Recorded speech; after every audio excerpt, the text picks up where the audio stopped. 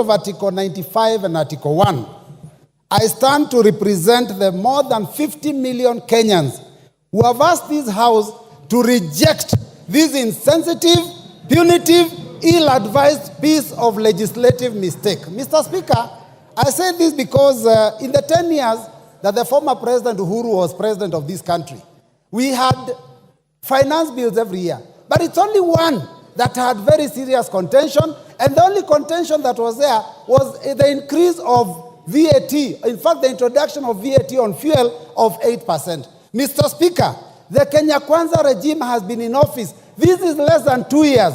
And the second finance bill they have brought to this House and the first one have elicited so much contention from Kenyans that I think there is something seriously wrong. Mr. Speaker, in fact, let me say this, that the controversies of the 2023 finance bill, before we even get to this one, even, in fact, got a nickname for our head of state, because Kenyans out there are calling him Zakayo, the tax collector.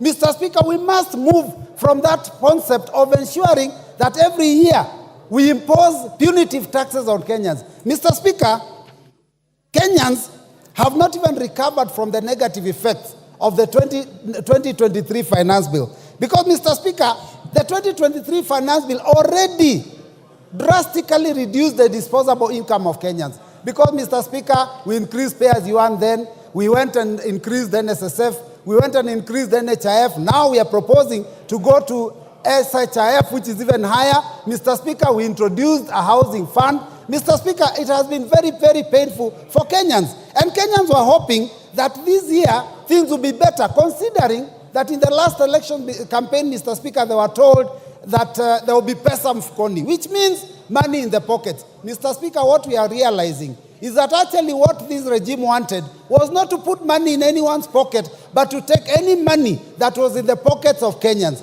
Mr. Speaker, the cost of government services have gone so high that we can't even afford our children to have ID cards. So, Mr. Speaker, when I look at a bill that proposes to increase the already overburdened Kenyans, it is something that we have to stand firm and reject. Mr. Speaker, let me say this, that we were told to tighten our belts. And I know this is the intention, that we be hit very hard the first 2, 3, 4 years.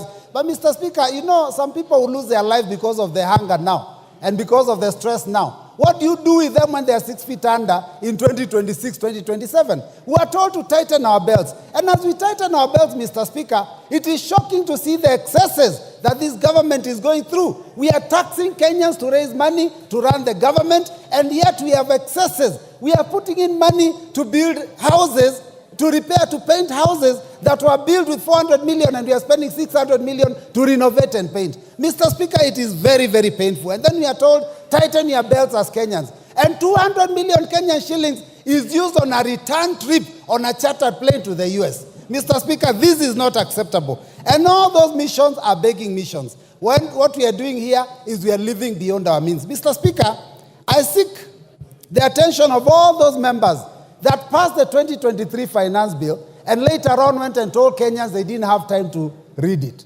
Now listen keenly. If you didn't read that one, you listen to us.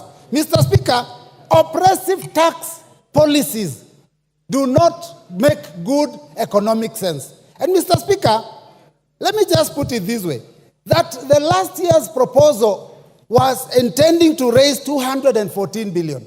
But because it was oppressive, Kenyans did not pay as expected. And in fact, what we collected was only 131 billion out of that finance bill, which was only 53% of the target.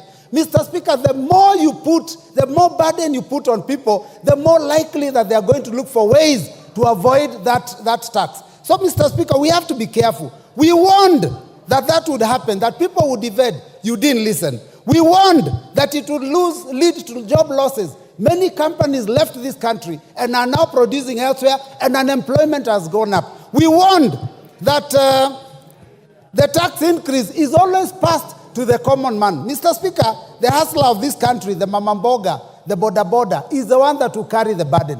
Anytime taxes go up, it is not the big fish that actually pay these taxes. Because all they do, when you increase cost of fuel. All they do is pass it on to the consumer. And the consumer is Mama Mboga. The consumer is the last man in the chain. So, Mr. Speaker, we have to be very careful. Now, the 2024 tax proposals are as oppressive as 2023. We have not even fully implemented the 2023 ones. The E-teams, now we are discussing how we are going to remove it. There are those, those taxes on chamas that we have not yet implemented. Now we have brought other major proposals. And I hear, Mr. Speaker, talk of the tax proposals of 2023, it's like they have been reduced. Mr. Speaker, the bill that we hold in our hands, the bill that we read, has not been amended. What we are listening to is stories, Mr. Speaker. Because when we go to the committee of the whole house, what guarantee do we have that the proposals we've been told about here will pass? We can be hoodwinked into believing that those things will be passed, and when we pass this bill, the last minute it is opposed and we lose out. So we are going to oppose it from the beginning up to the end. Mr. Speaker, this proposal on VAT on bread, Mr. Speaker, I don't even know who could conceive such a thing. You have put your hands in the pockets of salaried Kenyans, business people. People have been made to pay for profits that they don't even make on turnover tax. And now you want to tax our children because you are putting your hands in the pockets of our children. Because the biggest consumer of bread are our children in secondary school, because that's where they spend their pocket money. Mr. Speaker, some of these are totally ill-advised. Mr. Speaker, VAT on financial services, VAT on money transfer, VAT on M-Pesa, those were, I do not understand who was thinking, what were they drinking, what were they smoking when they came up with those ideas. Mr. Speaker, it is very unfortunate. 20%, 25% excise duty on edible oil, import duty. Mr. Speaker, these things, 2.5% on motor vehicles. These ideas were preposterous. But Mr. Speaker, I believe that all those proposals were actually a smokescreen. If you read the 48 laws of power, you know, smokescreen. You lead them down the wrong direction until they lose focus. What has happened is that we have concentrated on those ones that were very clear.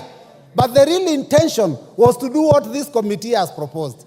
That suddenly, after we think that things are okay, they increase RMD, road maintenance levy, road development levy, and the import duty. That is what the intention was. In fact, the net effect is likely to be that this finance bill may be collecting almost as much, if not more, than the previous proposal. So, Mr. Speaker, I stand in solidarity with those Kenyans that said that this must be rejected in totality. Mr. Speaker, I want to ask the Inspector General to stop interfering with Kenyans when they are exercising their democratic right of picketing, because Kenyans have a right to defend themselves. When they see the Constitution being mutilated, when they see their pockets being ravaged, when they see their children being unable to go to school, to put food on the table, they have every right to defend themselves. Inspector General, can you concentrate on defending the country and stop interfering with Kenyans? And this revolution, which is unfortunately a kindly revolution, Mr. Speaker, it is unstoppable. Because when we were in the streets, you could call Raila Amolo Odinga, you could call Stephen Kalonzo Musyoka and ask them to tell the troops to go back. Who do you call when you pass this bill? So I reject and I vote, I reject. Thank you, Mr. Speaker. Thank you. Thank you. That order, Owen Bayer.